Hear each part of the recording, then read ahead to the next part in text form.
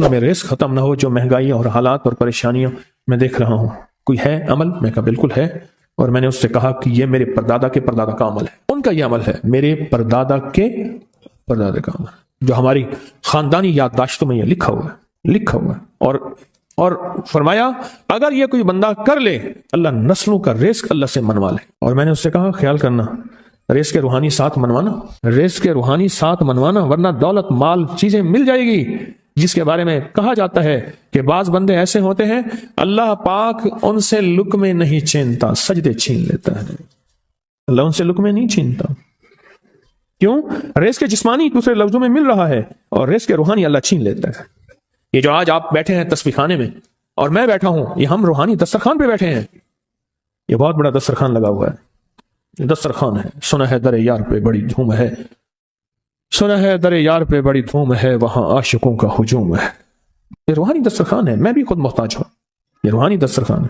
تو میں نے اس سے عرض کیا کہ ایک دسترخوان نہیں مانگنا، دونوں مانگنا، رزق روحانی بھی، رزق جسمانی تو اس کو بھی ملتا ہے جس کو کلمہ نصیب نہیں ہوا، رزق جسمانی تو اس کو ہی ملتا ہے جس کو کملی والی کی غلامی نصیب نہیں ہوئی، رزق جسمانی تو اس کو ہی ملتا ہے جس کے ماتھے پہ شقاوت لکھی ہے، رزق جسمانی تو اس کو ملتا ہے جو اللہ کا نافرمان ہے، رزق جسمانی تو اس کو ملتا ہے جو اللہ کے وجود کا انکار کرتا ہے، رزق جسمانی تو اس کو ہی ملتا ہے جو آخرت اور قبر کا انکار کرتا ہے، رزق جسمانی تو اس کو ملتا ہے جو جنات اور برزخ کا انکار کرتا ہے، رزق جسمانی تو اس کو ملتا ہے جو خود کملی والی کی نبوت کا انکار کرتا ہے، وہ تو بے بہا لوگ ہیں، ان کو ملتا ہے۔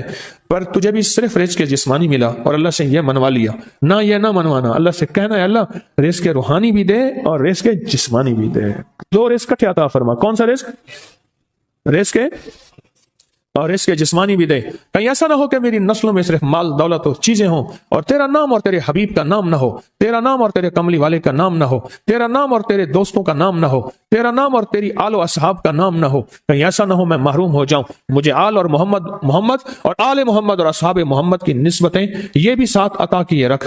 میں نے اس سے کہا کہ دو چیزیں مانگنا۔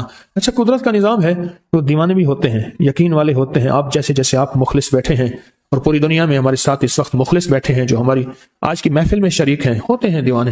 مجھ سے کہنے لگا ایک وقت ایک جگہ ہو، بہت بہتر۔ میں نے اس سے کہا، میں نے کہا پھر بھی اگر ایک وقت ایک جگہ میسر نہ بھی ہو تو اگر عمل کسی وقت چوک جائے، عمل کی جگہ چوک جائے، عمل کا وقت چوک جائے، مجبوری میں نہ ہو تو بہتر ہے، پر توجہ نہ چکے، دھیان نہ جائے، استحضار نہ جائے، یقین نہ جائے، اور سچا یقین ہو کہ میرا اللہ خود کہتا ہے یہ مانگنا بھی تو اسی نے دیا ہے نا، جب اس کریم نے مانگنا ہی خود دیا ہے تو عطا بھی خود کرے گا۔ نہیں خوف نار جہیم کا کہ کرم ہے مجھ پہ کریم کا، وہ خود عطا کرے گا مجھے، اس نے مانگنا دیا دے گا۔ یقین ہو ایسا ایسا ایسا ایسا، اتنا زبردست یقین ہو، اتنا یقین ہو اللہ کے ملنے پہ اور اللہ کے مانگنے پہ، اتنا یقین ہو کہ گمان اور خیال سے بالا تر یقین ہو، بہت زیادہ یقین ہو۔ یاد رکھیے گا میری بات، میری طرف دیکھتے رہیں، یاد رکھیے گا جس کو ملا ہے یقین کی طاقت میں ملا ہے، اور جس سے چھنا ہے بے یقینی نے اس سے سب کچھ چھین لیا، بے یقینی نے اس سے سب کچھ چھین لیا۔ جس کو ملا ہے یقین کی طاقت سے ملا ہے، یقین ہو کہ میں کر رہا ہوں اور اللہ مجھے دے دے گا۔ کہا کہ کیسا یقین ہو؟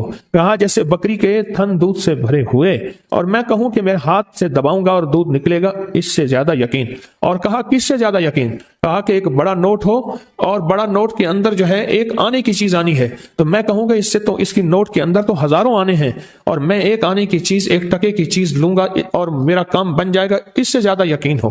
اور اس سے کہیں زیادہ یقین ہو کہ سخت پیاس ہے اور میں پانی کو دیکھوں اور پانی کو دیکھتے ہی مجھے یقین ہو کہ اس سخت پیاس میں میرا پیاس بجھ جائے گی، پیٹ بھر جائے گا، اس سے کہیں زیادہ یقین ہو۔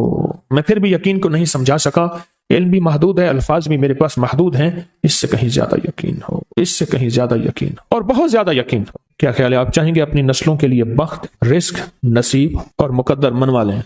میں نے کہا روزانہ 40 منٹ بیٹھ، 40 منٹ صبح دوپہر شام، جو تیری تنہائی کا وقت ہو۔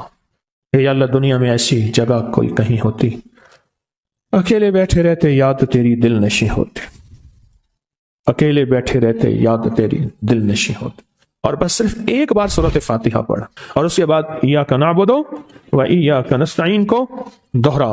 تو میں نے اسے عرض کیا کہ بس اس کو وجدان سے پڑھا، ایسے پڑھ کے رونگٹے کھڑے ہو جائیں، آنسو بہنے لگ جائیں، دل کے اندر کا درد اور دل کے اندر کا غم اور اللہ کے سامنے حاضری استحزار اور یہ کیفیتیں تیری ہوں کہ بس اس کے علاوہ کوئی مجھے یاد نہ رہے. اس در سے پڑھ. 40 منٹ ہے. 40 کی عدد کے ساتھ کائنات کے رازوں کا بڑا تعلق ہے. 40 کا جو عدد ہوتا ہے بس 40 کی عدد کے ساتھ پڑھ اور بہت توجہ سے پڑھ اور بہت دھیان سے پڑھ, بہت توجہ سے روز پڑھ. مجھ سے کہنے لگا کتنے دن پڑھوں؟ تو میں نے اس سے کہا مجھ سے یہ دن نہ پوچھ, تیرا دل خود بولے گا. پھر فیصلے ہو گئے ہیں, بس ختم. دل خود بولے گا. یہ بتائیں کہ پیٹ بھرتے ہوئے کوئی گھنٹی بجتی ہے, یہ دل خود بولتا ہے کہ پیٹ بھر گیا. پیاس میں بھی کوئی کہتا تو نہیں ہے کہ آپ کی پیاس بجھ گئی ہے, وہ دل خود بولتا ہے کہ بس اب پانی کی ضرورت نہیں ہے. نیند سے دل بھر جائے تو بس دل بولے بس اب سو لیا, وہ اٹھیں. اسی طرح دل خود بولے, دل خود بولے. کیا بولے؟ دل خود بولے. اور دل اندر بولے, دل اندر بولے کہ اللہ پاک جل شانہ نے نسلوں کے لیے رزق, عزت, دولت, برکت کے فیصلے کر دی. بس دل بولے. کتنے دیر کر؟ اب یہ تیری اپنے مانگنے میں ہے, اب یہ تیری اپنے مانگنے میں ہے. مانگنے میں کمی ہے تو دل نہیں بولے گا. اگر مانگے گا تو پتہ نہیں دنوں میں یا ہفتوں میں, جتنے میں دنوں میں فیصلہ ہو جائے.